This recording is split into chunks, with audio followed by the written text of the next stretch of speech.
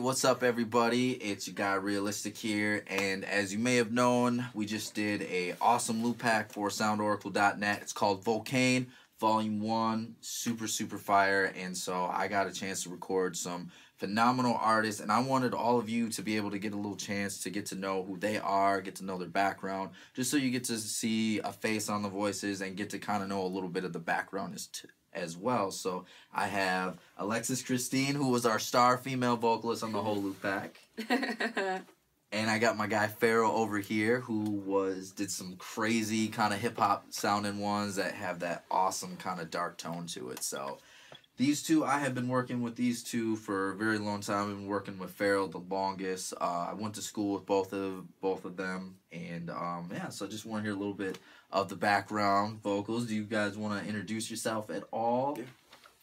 Oh, good, I'm first. I'm Alexis Krystine, and I don't know, I guess I'm a vocalist and performer, have been my whole life, and will always be. How long have you been singing? You know, I've literally been singing since I was a child, like super baby child. I've always been singing. I actually have this VHS tape of me when I think I was 4 years old. Yeah. On a camping trip. I loved to be outdoors. And it was raining, like the whole time. And so, as a little baby, the only way I could solve that was to just sing full voice to try and get the rain to go away. Did it go away? I don't even remember. But all I know is we have this videotape of me singing for like a half hour straight, like full like yell singing, 4 years old, like, rain go away. And so it's been my whole entire life. Were you the little girl with the comb and stuff in the mirror too? 100%. That was you? Oh, that was me. Oh, man. That was me. I can see it too. Yeah, right. So, man, how about you, man? Tell us a little bit about you, man. How long you been doing this for? Well, I'm 22 now, so I decided when I was 13, hip hop saved my life. When I was 14, I decided that I wanted to be the greatest at it. And then you know, ever since then, I wake up every day and I go hard as fuck. Yeah, I just, when we met, I was still figuring out a lot about my style, and you know, I think ever since then I've really kind of come into my own, and so just consistently pursuing the greatness of it and trying to give people the realness, but at the same time making you feel good. Right. And if I'm not making you feel good, I got to make you feel something. I got to make you feel introspective. And that's kind of like the approach that I always take. And of course, you know, we always like to do the fun tracks. So, biggest musical inspirations? Let me know, man. Come on, man. I know, man. Kanye don't know. Kanye West, definitely. Kanye West. Kanye West. I grew up on a lot of like rock, actually. Yeah. Rock and roll. That was originally the style I wanted to do when I was way younger. Yeah, man, I was really big into like Creed, Metallica, and Justice for All was a big influence on me. Pink Floyd's The Wall. I listened to that a lot growing up. Classic rock type of stuff. So that was actually what started. And then I went to New York when I was young because I got family over there. And they introduced me to like this hip hop tape that had like Peaches and Cream on it and stuff like that. 112. Jagged Edge, you know, like Jagged these people, Edge, and being in New York at the time that, you know, these people were popping off, you know, J-Lo and stuff like that. It was just immaculate to see the culture, and it always stuck in my heart. It's a different type of expression. Absolutely. When you hear that. Yeah, absolutely. Changed my whole life. So you two have something in common. I was going to say, that's really funny. The rock background. Yeah. Yes. I was born an 80s hairband baby, so that's born and raised on it. I mean, more in the classic rock direction, so Guns N' Roses, Motley Crue, Aerosmith, you know, a lot of those guys. And then to this day, you know, I still listen to Miles Kennedy and Slash. They've got some great stuff coming out right now, and those influences. Yeah. You were able to find kind of another thing. I went into musical theater and classical music for a long time. I think that's pretty apparent on some of the stuff too. Right. So I've had lots of influences, and I definitely took the rock and roll, and it's still a huge part of my life and who I am musically now. Your first love, essentially. It was my first love. My first musical love was definitely rock and roll, 80s rock. And for sure. So I want to know, like, what kind of musical training have you had? I know you've had a lot. I've had a lot of training. So most of my life, except for like the last 4 years, I guess you could say, was classically trained voice. So explains why you're such a powerhouse. From the time I was in 2nd grade, I was in auditioned choirs during the school year, every summer. Like from 2nd grade, you know, to the end of high school, I was doing audition choirs like constantly, and I was always in the choirs in school. I started classical voice lessons my first year of high school. Oh, man. How they go, and I actually am still taking classical opera lessons now. Wow. To this day, yes, man. still. Oh my gosh. So I still take those lessons because, personally, for me, I consider myself, you know, in the field, a contemporary vocalist. You know, I can I try to do it all. Yeah. But that upbringing of classical music and the strength and the technique that comes with that training, I never want to lose it, which is why I'm still taking those lessons. So tell me about your background as far as the kind of training you've had. Yeah.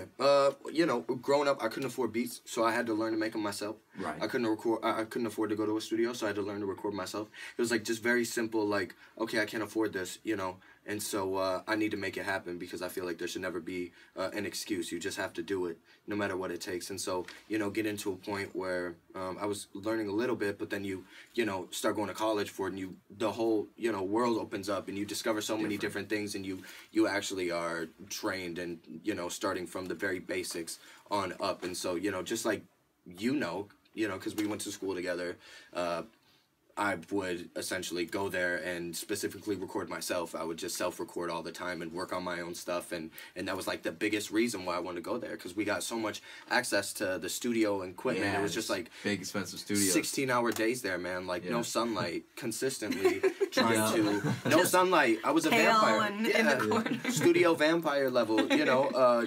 Just trying to get good and perfecting my own stuff, and so, you know, that was how I learned everything I know about it. Yeah. Just the desire to not have to need anybody, you know. Incredible. Just like organic. I think that it was really beautiful. Everything around this is all very organic. I think that's why the loop pack is just so epic. So good. It's so good. It's so diverse. Yeah, absolutely. It is. There's so much to choose from. There's so many much. You know, within that style, it's kind of amazing that you can come up with so much. What's your biggest challenge as a vocalist, though? I'm sure there's a couple. As a vocalist, I'd say it comes mostly with live performing. Okay. So, you know, in the studio, that's one thing. Being busy is a whole nother thing. Yeah. But live performances, when you have a 4-hour gig, 3 nights in a row, making sure that, you know, it's one thing if you're playing, right? But my instrument is inside my body. And if I oversing, if I drink, if I do something stupid, if I yell too loud, if I get too into it and I blow something, I'm the show. You know? True. I love my band. It's a lot of pressure. They're all there, right? But if I can't sing, the show can't go on. Because if, like, you know, a guitar player breaks his string, he can kind of get through that. You can get through it. If the guitar breaks or the sound goes out, the show goes on. Yeah.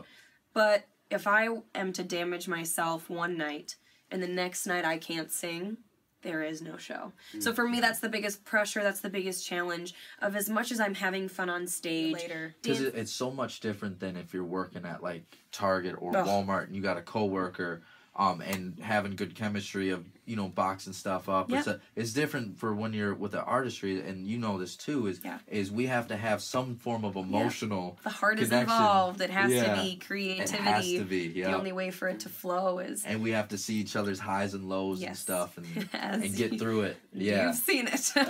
Seen it, yep. We've all seen it too, Absolutely. We've all had our moments together and stuff. So I think that's what's really cool about growing together. I agree. Absolutely. I agree. Man, tell me about your challenges, though. What's your biggest challenge? Overpressuring myself.